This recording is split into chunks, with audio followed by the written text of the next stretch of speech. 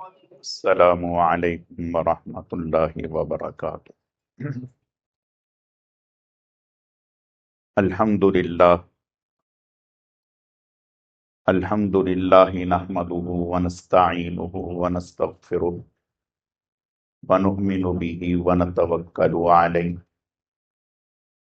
ونعوذ باللہ من شرور انفسنا ومن سیئات اعمالنا، من يهده اللہ فلا مضل له ومن يضلله فلا هادی له، ونشهد ان لا الہ الا اللہ وحدہ لا شریک له ولا نظیر له ولا مثل له ولا مثال له، ونشهد ان سیدنا وسندنا وشفیعنا ومرشدنا ومولانا وملجانا محمد وبارک وسلم وصلی علیہ۔ اعوذ باللہ من الشیطان الرجیم، بسم اللہ الرحمن الرحیم۔ لن ينال الله لحومها ولا دماؤها ولكن يناله التقوى منكم، كذلك سخرها لكم لتكبروا الله على ما هداكم وبشر المحسنين۔ وقال تعالى: ومن يطع الله والرسول فأولئك مع الذين أنعم الله عليهم من النبيين والصديقين والشهداء والصالحين وحسن أولئك رفيقا۔ صدق الله مولانا العظيم، وبلغنا رسوله النبي الكريم، ونحن على ذلك لمن الشاهدين والشاكرين، والحمد لله رب العالمين۔ یا رب صل وسلم دائما ابدا على حبیبک خیر الخلق كلهم۔ گرامی قدر معزز حاضرین، میرے واجب الاحترام بزرگوں اور عزیز نوجوان ساتھیوں، میں نے آپ کے سامنے قرآن مجید فرقان حمید میں سے دو مقامات سے دو آیتیں کریمہ تلاوت کی ہیں۔ رب ذوالجلال سے دعا ہے کہ وہ ذات بزرگ و برتر مجھے ان کی روشنی میں صحیح صحیح کہنے کی اور سمجھانے کی توفیق عطا فرمائے۔ پھر اللہ رب العزت کی ذات اس مختصر وقت میں جو کچھ کہا سنا جائے، اس کہنے سننے کو محض اپنی رضا کے لیے اپنی بارگاہ میں قبول و منظور فرمائے، ہم سب کی نجات اور ہدایت کا، مغفرت کا ذریعہ اور سبب بنائے۔ میرے عزیزو، قربانی کے ذریعہ سے ہمیں کیا پیغام دیا جا رہا ہے؟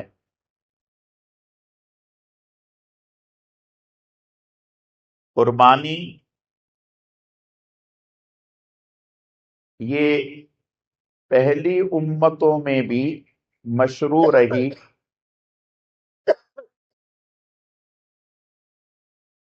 لیکن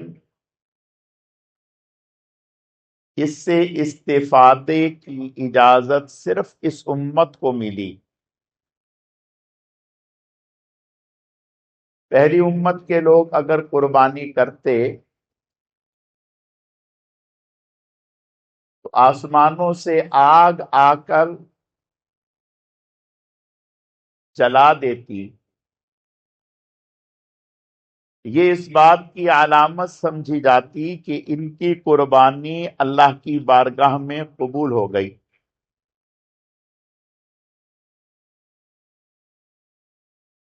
جن کی قربانی کو آگ نہ جلاتی تو یہ سمجھا جاتا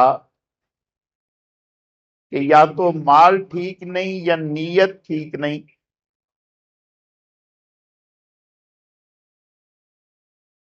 ہمارے اوپر اللہ پاک نے ایک احسان یہ فرمایا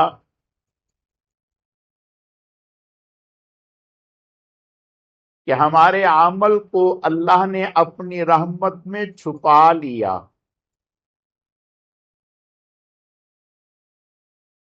سوچیں آج اگر ایک آدمی 10-20 لاکھ روپے کا قیمتی جانور لے کے آتا اور پھر قربانی کرنے کے بعد پتہ چلتا کہ اس کی قربانی اللہ کے ہاں قبول نہیں ہوئی، تو اس کے دل پہ کیا گزرتی؟ وہ اپنے بچوں سے چھپتا پھرتا، اپنے بہن بھائیوں سے چھپتا پھرتا، اہل محلہ سے چھپتا پھرتا، شہر میں محلے میں رسوائی ہو جاتی. لوگ کہتے کہ کتنا قیمتی جانور لائے ہیں، کتنا قیمتی جانور لائے ہیں، لیکن اس کی قربانی قبول نہیں ہوئی. تو اللہ پاک نے ایک احسان ہم پر یہ فرمایا کہ ہمارے عمل کو اپنی رحمت میں چھپا دیا، کسی کے سامنے ظاہر نہیں فرمایا. یہ اللہ کا ہم پر بہت بڑا احسان ہے. اور پھر اس قربانی سے ہمیں فائدہ حاصل کرنے کی اللہ نے اجازت دے دی. پھر اس قربانی کے ذریعہ سے اللہ نے کتنے منافع اس امت کو عطا کر دیے، کتنے لوگوں کا رزق، روزی اس عمل سے وابستہ کر دی. ٹرانسپورٹ والوں کو روزی مل رہی ہے، پیٹرول والوں کو روزی مل رہی ہے، لیبر کو روزی مل رہی ہے، کاٹنے والوں کو روزی مل رہی ہے، ٹوکری اور چٹائی بنانے والوں کو روزی مل رہی ہے، چارہ لگانے والوں کو، لانے والوں کو روزی مل رہی ہے. بے شمار لوگوں کو اللہ نے اس عمل کے ذریعہ سے وافر مقدار میں روزی پہنچا دی. لیکن ایک بات یاد رکھیں،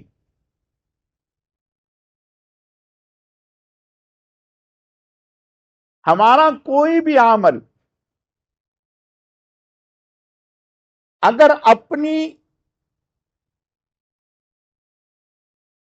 پسند سے اور اپنی چاہت سے اور اپنی عقل سے ہوگا تو اللہ کے ہاں اس کی کوئی حیثیت نہیں ہے. جو عمل جناب رسول اللہ صلی اللہ علیہ وسلم کے طریقے پر ہے، اللہ کے ہاں اس عمل کی قبولیت ہے. اور جو آپ کے طریقے سے ہٹ کر ہے، اس کی اللہ کے ہاں کوئی قیمت نہیں ہے. اور دین میں ہمیں یہی بات سکھائی اور سمجھائی جا رہی ہے کہ دین تمہاری عقل میں آنے کا نام نہیں ہے، بلکہ دین ہمارے کہے ہوئے پر چلنے کا نام ہے. جو ہم کہیں بس اس کو کر لو.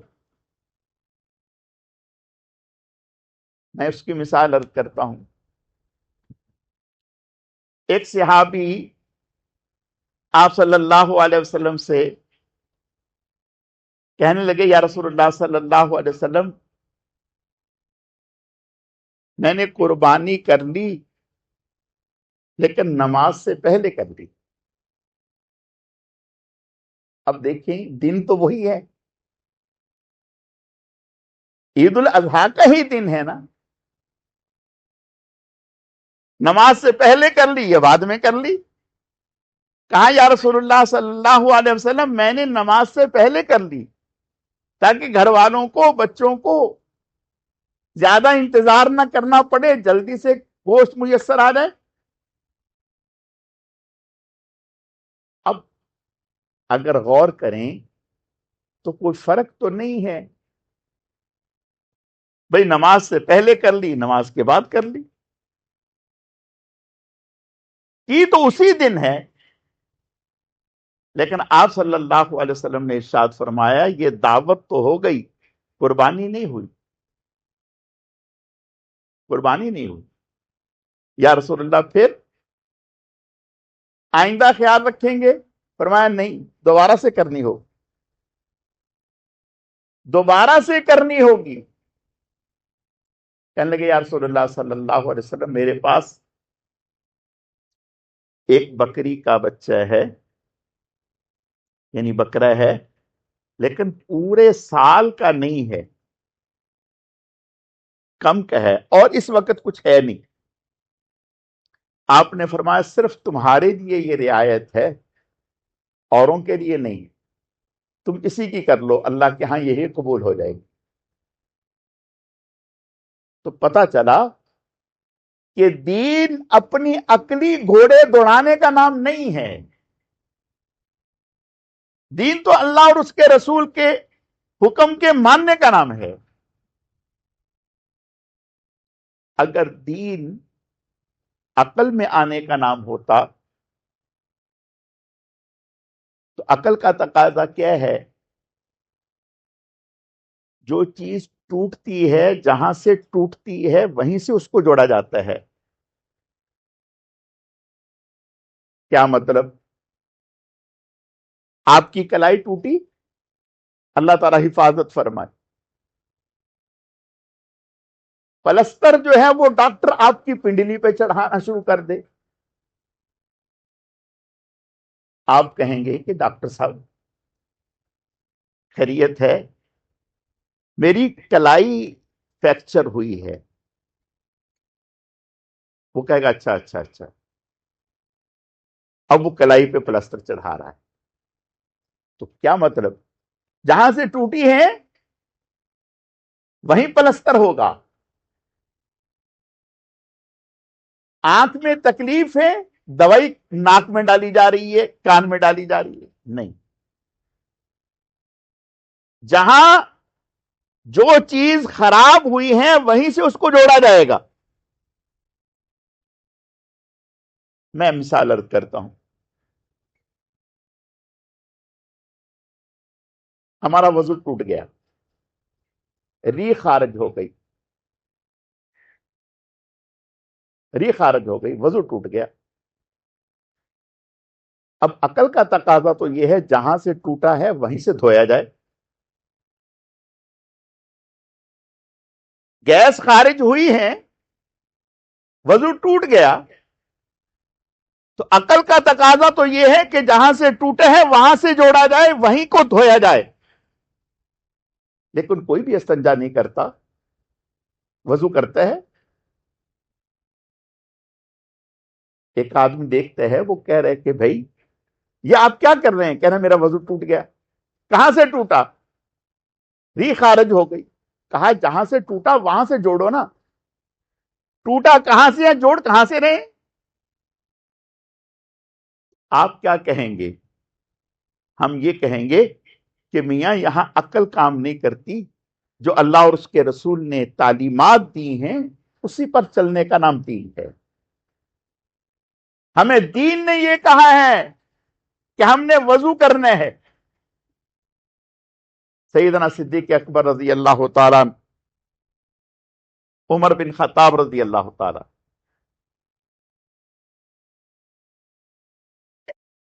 آپ صلی اللہ علیہ وسلم ایک رات باہر نکلے صحابہ اکرام رضوان اللہ علیہم اجمعین کا جائزہ لینے کے لیے۔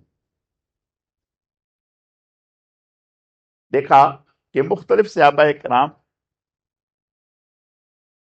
تہجد کی نماز میں لگے ہوئے. تو آپ نے دیکھا کہ سیدنا صدیق اکبر رضی اللہ تعالیٰ وہ تہجد کی نماز پڑھ رہے ہیں لیکن تلاوت ایسا کر رہے ہیں. پھر آپ آگے بڑھے تو دیکھا حضرت عمر بن خطاب رضی اللہ تعالیٰ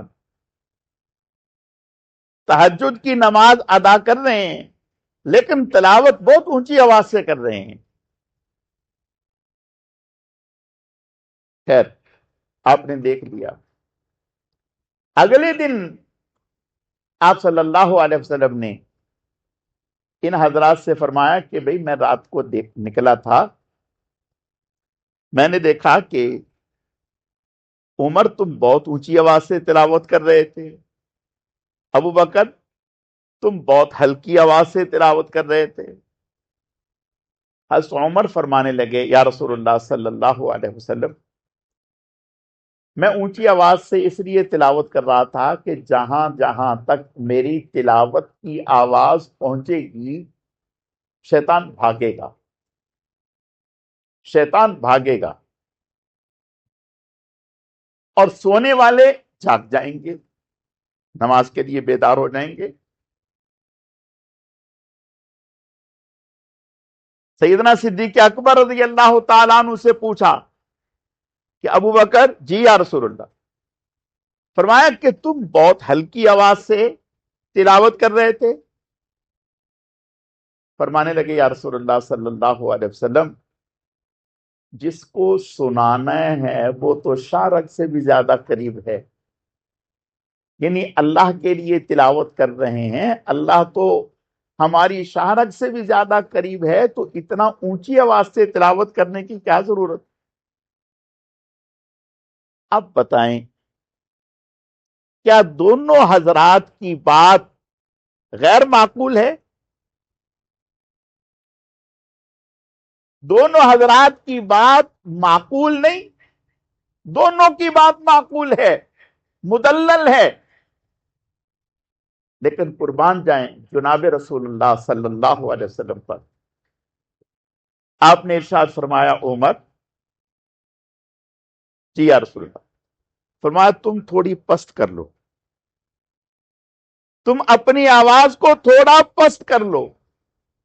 ابو بکر جی یا رسول اللہ، فرمایا کہ تم اپنی آواز کو تھوڑا بلند کر لو. فرمایا کہ یہ میرا طریقہ ہے، یہ میرا طریقہ ہے. فرمایا کہ میرے طریقے سے آؤ گے تو اللہ کے ہاں مقبولیت اور محبوبیت ملے گی اور اللہ کے ہاں اس پر مہر لگے گی. اگر میرے طریقے سے ہٹ کر، میرے راستے سے ہٹ کر، میرے انداز سے ہٹ کر آؤ گے تو اللہ تعالیٰ کے ہاں رد ہو جاؤ گے، اللہ کے ہاں محبوبیت نہیں ملے گی.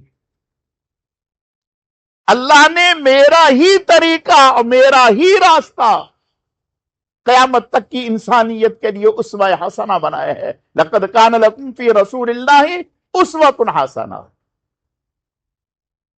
تو پتہ چلا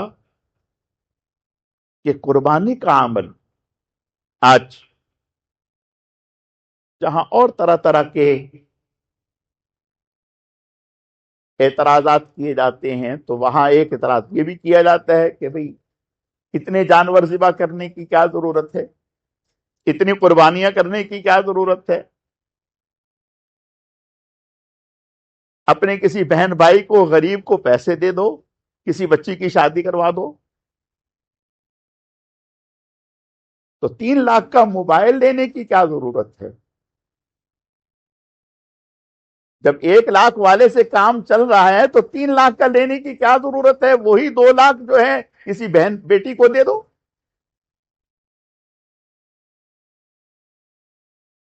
بات یہ ہے کہ دین جو ہماری عقل کہے گی اس کا نام نہیں ہے. اللہ کا ہم پر انعام ہے. یہ قربانی جو ہم کرتے ہیں یہ تو بدل ہے جان کا،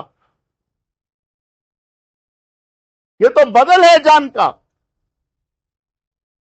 कुर्बानी जो शुरू हुई हजरत इब्राहीम अलैहिस्सलातु व तस्लीम से, तो बेटे की कुर्बानी का हुक्म मिला था, इन्नी अरा फिल मनामी अन्नी अज़बहू का फंजुर माज़ा तरा।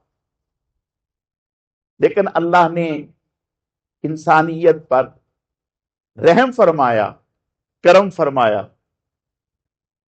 इब्राहीम अलैहिस्सलातु व तस्लीम से फरमाया, क़द सद्दक़्त रुया, आपने सच कर दिखाया। और यह भी कहा, इन हाज़ा लहुवल बलाउल मुबीन, ये बहुत बड़ी आजमाइश थी, मामूली आजमाइश न थी। तो कुर्बानी तो उसका बदल है। अब कुर्बानी का बदल क्या होगा? कोई नहीं। कल को यही अक्ल परस्त ये कह देंगे कि भाई नमाज पढ़ने की क्या जरूरत है, कुछ पैसे सदका कर दिए जाएं। रोजा रखने की क्या जरूरत है, कुछ पैसे सदका कर दिए जाएं। नहीं मेरे अजीजों, अल्लाह के नबी सल्लल्लाहु अलैहि वसल्लम ने 100 ऊंट कुर्बान किए। सोचें, 100 ऊंट कुर्बान किए